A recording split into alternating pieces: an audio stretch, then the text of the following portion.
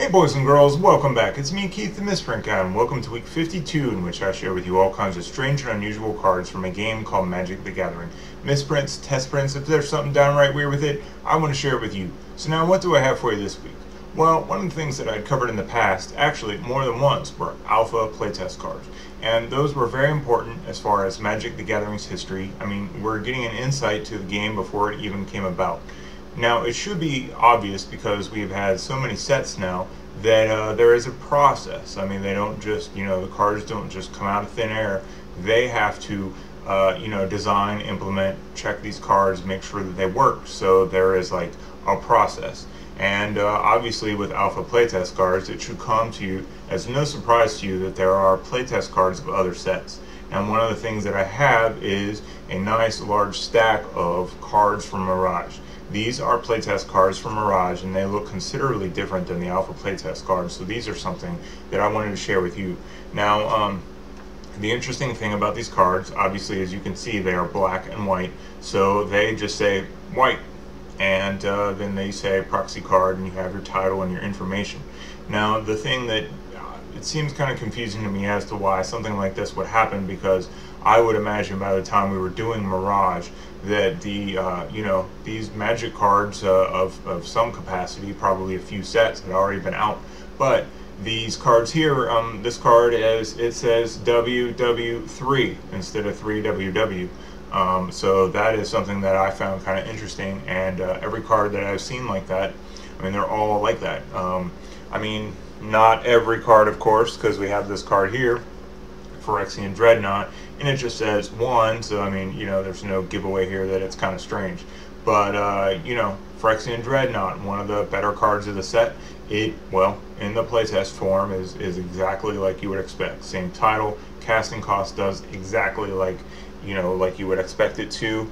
And then I have, like, Crimson Hellkite. And the Crimson Hellkite, I mean, it's kind of the same thing, only it says RR6. And it's pretty much exactly how you would remember. Now, one of the things that I thought was kind of neat is, Sylvan Atog, and that ended up being Foratog, and it says, sacrifice a forest, and it's +2/+2 until end of turn, and it does pretty much exactly like you would remember. But there are kind of neat notes on some of these cards, and this one says, in parenthesis, there is an Atog for every color. Now, another thing that seemed kind of strange is color is spelled C-O-L-O-U-R, and that's generally not how we spell it here in America, and there are a few cards like this, so I thought that was kind of, kind of interesting. So you never know, these might not have been designed in America. Another cool card that I wanted to share with you is, this is Prismatic COP. So there is not really a card like that, but this ended up being Story Circle. Now, the one thing that I thought was kind of confusing, oh, and look, there you go, color, O-U-R there. But the thing that I thought was kind of confusing is it says CU:1, and that's just one of those things where I look at and I'm like, man, I don't really know what's going on. And one of the other cards that I thought was kind of cool, just because, I mean, this is probably the one card that kind of took me back, and that is Trampage. Now, obviously, this really, I mean, I don't know, there's probably some cards out there that were similar to it, but it gives a creature trample and rampage, so I don't know, I just thought that one was kind of neat, and, we haven't really seen rampage in quite some time, so, one of the cards that I thought was really cool, and it really ties into those alpha playtest cards, is we have a card called Starburst. Now, Starburst was a big deal. It's probably the most legendary card in the alpha playtest cards. And this one, I mean, it kind of comes full circle, and of course it ends up being Final Fortune. And it says take an additional turn, and if you just can't do it, well, sorry, you lose the game. So Starburst, well, so we got it. We knew by this point that Time Walk was just way too awesome. But yeah, you get an additional turn, and if you can't do it. Now, another card that really struck me and I thought was kind of weird is that we have, the original fetch lands, the ones that aren't quite as awesome, but the original fetch lands come from, they come from Mirage. And this card here, it says, there are 5 of these lands, each with 2 opposing land types named. I will quote the black-white version. So I guess, if they said there are 5 and black-white, I mean, maybe the whole point was that they were going to do unfriendly colors, but it's hard to say.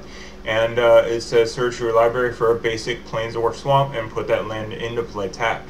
So the fetch land itself does not come into play tapped, and you do not take 1 point of damage. I'm kind of, drawing from both sets of fetch lands that, and so, I mean, that's kind of weird, The fetch land doesn't do any damage, and the fetch land, because remember, the Mirage versions come into play tapped, but the fetch land itself does not come to play tapped. The land that it actually fetches does. So I've talked to a few players, some of them of which are actually really good, and they had varying opinions on that. So last but not least, I wanted to share with you a white, well, sort of white counterspell, and it says 2 white, counter target sorcery, and then it says in parenthesis, also counters something else I have forgotten. So, like I said, there's that design process, and somebody might have just been having a rough day at work, and it's like, something else. So some of them have kind of weird, humorous quotes and notes and things like that, and I just kind of find those kinds of things funny and humorous, the thought process there. And, so that's really about it. I mean, it's really neat to see how stuff like this evolves, and I do have a few playtest cards in between these sets, and the ones I haven't shared with you, I will in the future. But yeah, Mirage overall pretty good set. I mean, at its time, it was I thought it was a very good set. I remember not being disappointed as I opened up Mirage packs back in the day. So yeah, if you have questions, comments, concerns, as always, you feel free to get a hold of me. All right, so take care.